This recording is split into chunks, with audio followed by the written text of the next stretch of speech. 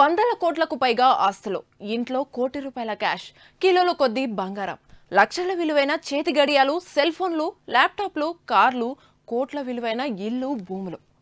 ఇవన్నీ వ్యాపారుల దగ్గర, రాజకీయ నాయకుల దగ్గర ఉంటే పెద్దగా ఆశ్చర్యపోవాల్సిన అవసరం లేదు. సినీ సెలబ్రిటీల ఇళ్లలో అయితే చాలా కామన్. కానీ ఓ ప్రభుత్వ అధికారి ఇంట్లో దొరికితే మాత్రం ఖచ్చితంగా ఆశ్చర్యపోవాల్సిందే. గడ్డి తిన్నాడని ఎలాంటి విచారణకు రాకుండానే నిర్ధారణకు రావాల్సిందే.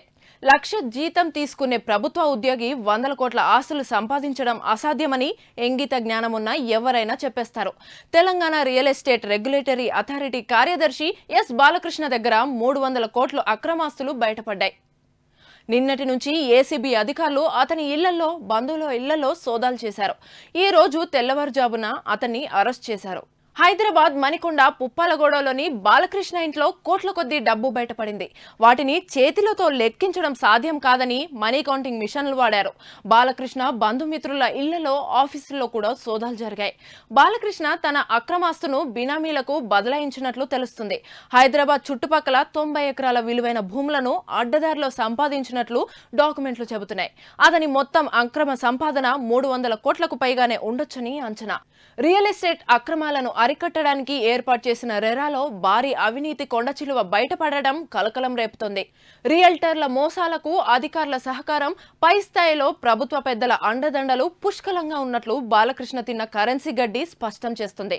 ప్రముఖ రియల్ ఎస్టేట్ సంస్థ సాహితీ ఇన్ఫ్రా 1800 కోట్ల అక్రమాస్తులకు పాల్పడడం హైదరాబాద్ చుట్టుపక్కల సాగుతున్న ల్యాండ్ స్కామ్లకు తాజా ఉదాహరణ. 3500 మంది కష్టార్జితాన్ని ఆ సంస్థ దోచుకుంది. ఇలాంటి రియల్టర్ల ఆగడాలకు అధికారుల సహకారం ఉందని బాలకృష్ణ అవినీతి బాగోదం రుజువు చేస్తోంది. బాలకృష్ణ హైదరాబాద్, రంగారెడ్డి, మేడ్చల్, మెదక్, భువనగిరి, సంగారెడ్డి జిల్లాల్లో భారీగా అక్రమాలకు పాల్పడినట్లు ఏసీబీ అధికారులు భావిస్తున్నారు.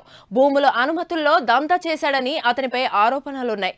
హెచ్ఎండిఏ జోన్లలోని నిబంధనల్లో లొసుగులను అడ్డం పెట్టుకుని రియల్టర్ల నుంచి కోట్ల లంచాలు మోశాడని సమాచారం. ఒక బిల్డింగ్ లో ఒక ఫ్లోర్ కు అనుమతి ఇవ్వడానికి 4 లక్షలు, లేఅవుట్ లో ఒక్కో ఎకరాకు 20 నుంచి 30 లక్షలు కూడా వసూలు చేసినట్లు భావిస్తున్నారు.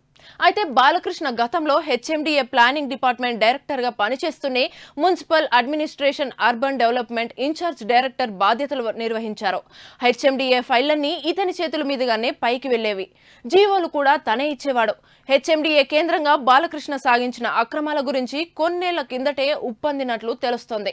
పెద్ద తలకాయలను అడ్డుపెట్టుకుని ఇన్నేళ్లు తప్పించుకున్నట్లు భావిస్తున్నారు. అతనిపై బీనామీ, అవినీతి నిరోధక చట్టాల కింద కేసులు నమోదు చేస్తామని పోలీసులు చెప్పారు.